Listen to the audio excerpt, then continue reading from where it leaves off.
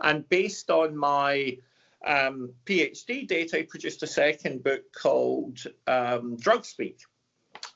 On the basis of that, so the great John Booth Davies. I'll just repeat the name for those people that have not read him. So well, yes, and you know, he does seem to be something of a forgotten figure now, and he really shouldn't be, because a lot of his work is genuinely insightful and inspirational. Anyway, yeah, that work, the 2 years I spent working with him on a Scottish Home and Health grant, effectively got me my ticket to relocate to London and work for the National Addiction Centre at the Maudsley Hospital first, and then at the Institute of Psychiatry second, which career-wise was great for me, because I went from being a research coordinator to a lecturer to a senior lecturer within about 4 to 5 years when I was there.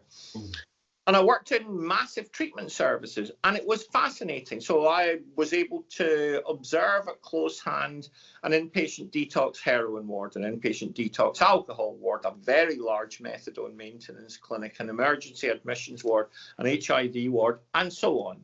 Incredible insights. And I was a clinical researcher.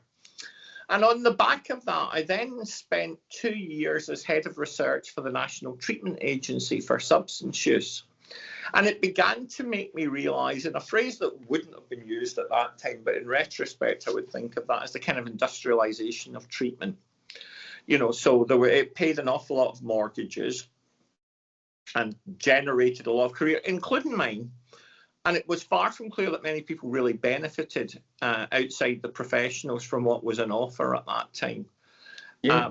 And I think it's also interesting to say, Wolf, I mean, I've always been interested in the contrast between Scotland and England, but they really approached recovery from very, very different perspectives. And this is something we summarised in an edited volume of the Journal of Groups in Addiction and Recovery, which is sadly no longer with us, whose editor, Jeff Roth, allowed us the opportunity to characterise what was going on at that time. But the point of it policy was, in essence, the Scottish Road to Recovery policy in 2007 largely grew out of the success of the Mental Health Scottish Recovery Network. And the basic rationale was, well, it's worked in mental health, why can't we try it in substance use? A strength-based positive approach that was really inspirational. In England, it was very much a contrast, as I'm sure you're aware. Yeah, it was, yes. Part-on methadone crisis and the massive treatment system with a front door and no back door, underpinned by the very Blairite targeting models of NDTMS and numbers entering drug treatment, which, you know, always struck me as hugely challenging. And we should add an explosion in quite vicious commissioning and recommissioning at the same time as well. Absolutely. And the system was clearly a mess. And really going back historically, for people who are interested, there was a major turning point when Paul Hayes, the chief executive of the National Treatment Agency, was interviewed by Mark Easton of the BBC and stuttered his way through non-answers about why nobody ever appeared to successfully leave treatment. For me personally, I was really conscious of the fact, and I'll talk about it even now in presentations, that, you know, we most of the staff lived in Dulwich, Sydenham, and further out, Forest Hill in southeast London. Most of the clients came from and lived in Camberwell, Peckham, and Brixton, and we had virtually nothing to do with any of those areas. We weren't rooted in them. It was like what we did was want to sprinkle magic dust on people's heads that would inoculate them for the next week or 2 weeks till they came back. It was a very naive and narrow model of what treatment should be around, and it was minimal. You know, people were seen for time at all. It was transactional and minimal. And two big things happened for me. One was I was invited, I can't even remember why, I was invited to preside at a 12-step graduation ceremony at Lancaster Farms Prison. And it was just inspirational, people caring about each other, family members there crying and delighted to watch, regardless of what you think of 12-step.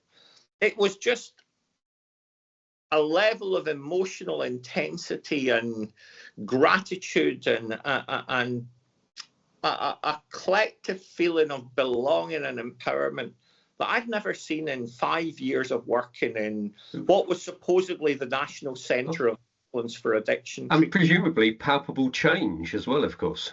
Absolutely. And then around that time, I also went to hear William White speak at the Scottish Parliament building.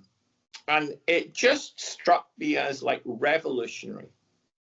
And it turns out that I was very lucky that I was named by the Scottish Government as the first chair of the Scottish Drugs Recovery Consortium, just after moving back up to Scotland from what had then been, I think it must have been 12 years in England.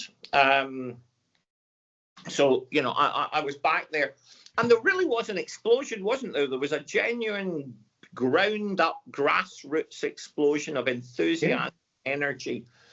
And it had all kinds of things. So there were things like the Serenity Cafe in Edinburgh. In that special issue, there was your own walking group in North Wales. Like the stuff going on with agro in North Wales. There was, and sadly, and a parallel I would draw today is we still have pockets of innovation and excellence and inspiration that are really shining lights in what's pretty much still a large landscape of darkness. And I don't think so, and I don't think David and I would disagree with you, and it's partly why we've been showcasing the pockets in the films.